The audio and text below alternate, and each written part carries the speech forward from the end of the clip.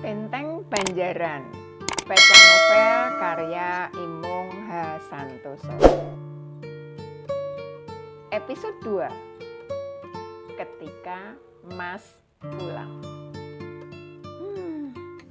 Gadis cantik dan energik. Seperti itukah diriku? Bikin tinggi hati saja.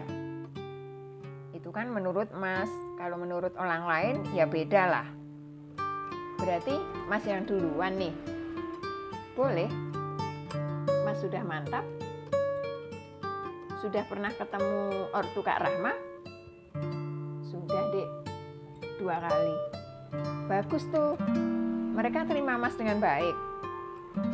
Iya, tapi tetap nunggu ridho Bapak dan Ibu lah.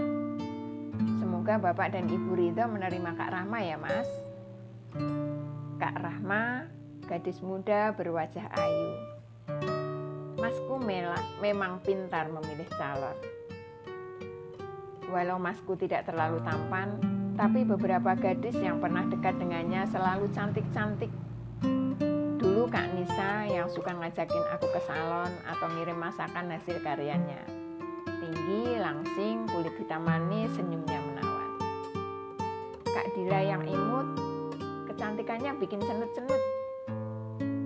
Ada juga Kak Nita yang suka dekat-dekat sama Mas, tapi tak ingin diajak keluar Jawa.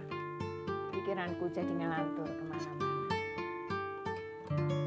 Motor masih melaju, belok kanan dari ngeplang, jalanan lebih sepi. Kanan kiri tanaman padi menghijau, burung-burung blekok berwarna putih menghiasi hamparan tanaman padi. Beberapa kelompok terbang rendah, kemudian hinggap di lain tempat.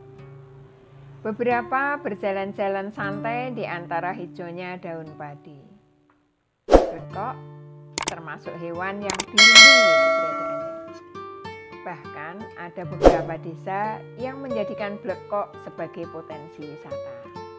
Karena di daerah itu, beberapa pohon besar digunakan sebagai tempat tidur burung-burung tersebut.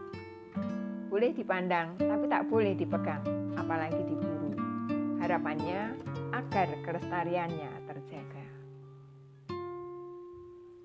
Kulihat petani-petani bercaping di beberapa titik, badan membungkuk di tengah sawah. Mungkin mereka sedang mengumpulkan hama keong emas yang suka sekali menyerang batang-batang padi yang masih muda.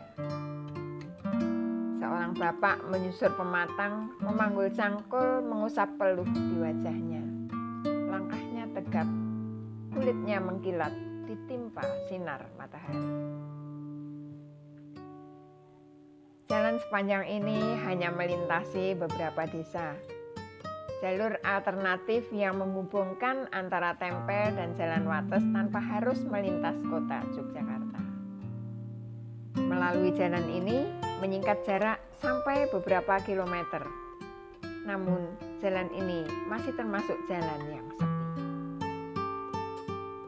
Sampai di perempatan Gedongan, ku minta Mas untuk belok kiri. Masuk ke jalan Godian Nanggulan. Kondisi jalan lebih ramai karena jalan ini termasuk jalan utama. Mas tak banyak bicara.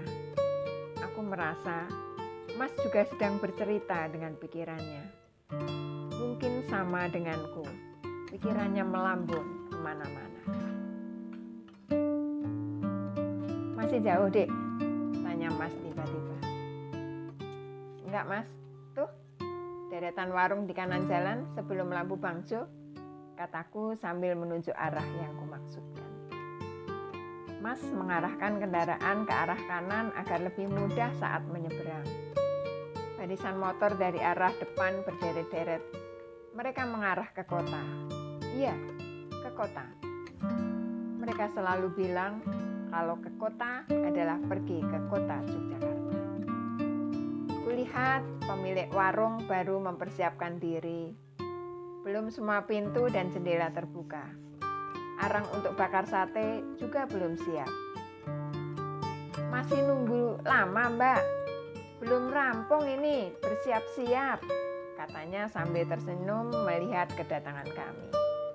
Wah, kebagian ya, sautku sambil membalas senyumnya. Kita jalan dulu aja gimana, Mas? Kemana? Terus kapan makannya? Kita lurus aja dulu, Mas, hunting foto sambil nunggu mereka bersiap. Apes. Kok apes? Perut sudah lapar, Dek. Alah, nunggu bentar napa, Mas? Biasanya di kos juga makan pagi sekalian makan siang. Aku masih ingat waktu itu saat mengunjunginya di rumah kos.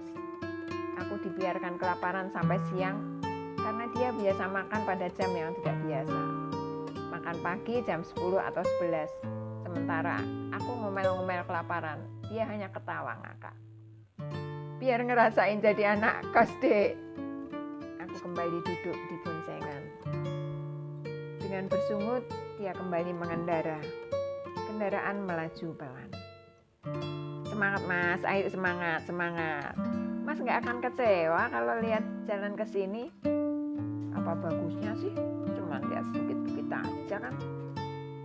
Barang 5 menit perjalanan kita, Mas akan melihat Bali Jilid 2. Maksudmu? Tunggu saja nanti. Lihat saja nanti. Tanpa kuduga, Mas menarik gas lebih kencang. Motor melaju lebih cepat.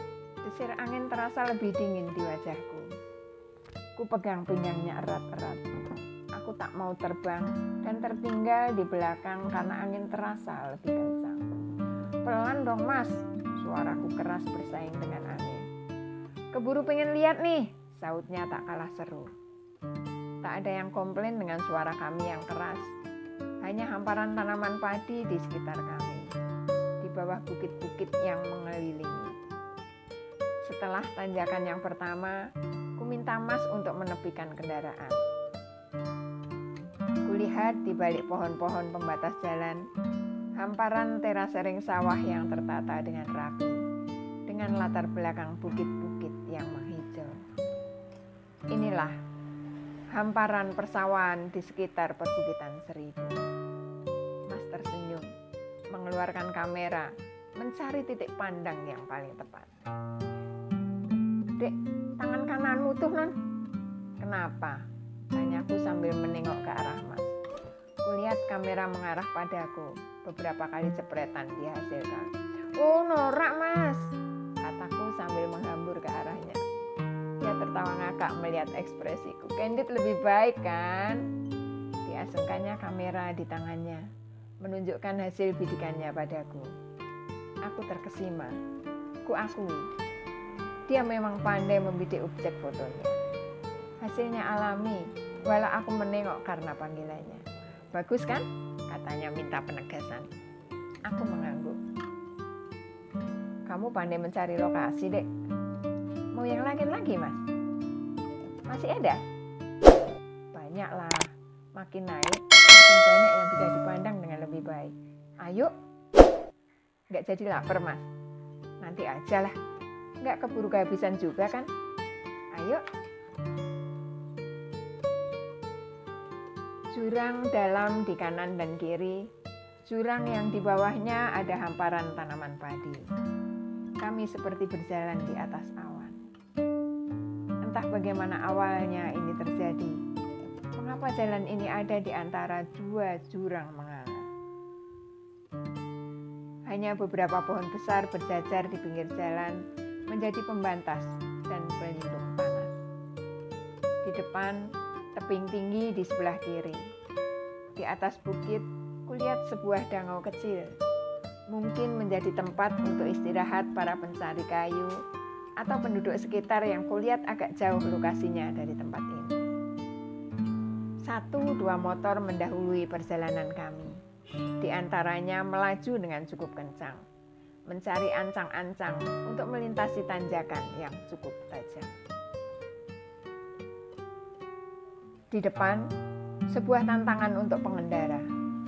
Tanjakan yang panjang dan cukup tinggi diikuti tikungan tajam. Di bawah pohon dekat tikungan pertama, 2 motor berhenti menepi. Sepertinya tidak kuat melintasi tanjakan, jadi harus berhenti mengambil nafas terlebih dahulu. Sebuah mobil Kijang Grand berjalan pelan dan akhirnya harus menyerah.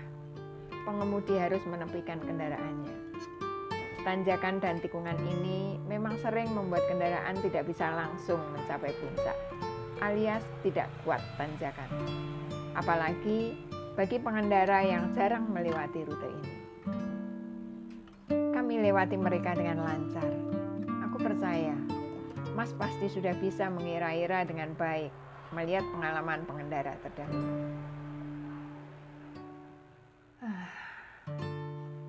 Ku tarik nafas panjang setelah melewati tanjakan dan tikungan itu.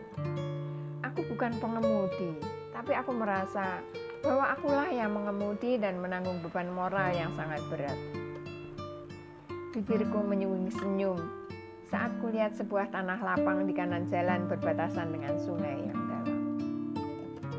Di kiri jalan, jajaran rumah penduduk yang tertata rapi. Pada umumnya di halaman penuh dengan polybag berisi tanaman sayuran, lombok, terong, sawi, kembang kol, tomat, dan yang lainnya. Di sisi yang lain, tanaman hias bunga kertas sedang berbunga warna-warni, menambah semaraknya suasana. Ku dengar suara orang-orang berbincang di kejauhan. Cek cek cek cek cek, ku dengar suara Mas berdecak. Subhanallah. Bagus kan? Kenapa mesti jalan jauh-jauh kalau kesini aja bagus, Mas? Betul, Dek. Betul. Kenali daerah sendiri dulu, baru kenali daerah lain. Dari mana kamu tahu daerah ini, Dek? Nggak sengaja, Mas. Saat lagi gabut, jalan-jalan dan dapatlah tempat ini. Jalan-jalan sama siapa, Dek?